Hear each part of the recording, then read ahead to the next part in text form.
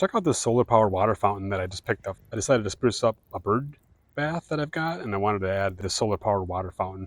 It's got some lights right here. I got the multicolored version. These three variations of the spray have to go on top of this one, and then that goes on the hole. I think there's 7 different patterns here that you can choose. They're all labeled inside this manual here. It shows the different displays that are available. So some are a little bit lower, some are higher.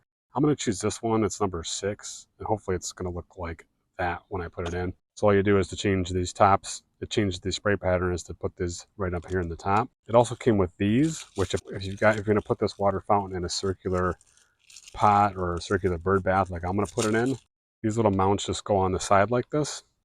Basically add one of these straw outriggers, if you will, to each side so that it keeps it centered inside of wherever you have this floating, because it's basically a floating water fountain, solar powered water fountain.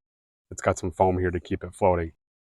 It doesn't work unless it's in the water, and that's due to these 2 little prongs here. Once this is dropped in the water, they turn on because the water completes the connection there to make it run. So if there's no water, it's not going to just keep running, which is kind of nice.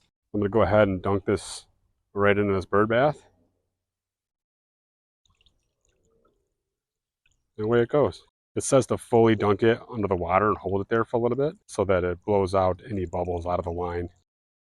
Then you can switch out the heads so you can have it be a little bit taller. And that actually goes about 2 feet, 1.5 feet up. It's kind of nice. Again, the lights aren't shining yet because it's the daytime, so it has a sensor on it to know whether or not the lights should turn on. And apparently it's supposed to go for 1 to 3 hours on a full charge after dark. This one's sprayed up, kind of a thinner spray. This one is just basically an open hole sending the water straight up. Ooh, that one's kind of nice. This one is nice because it kind of keeps the water in the bird bath. It kind of has a lower height to it. It's nice.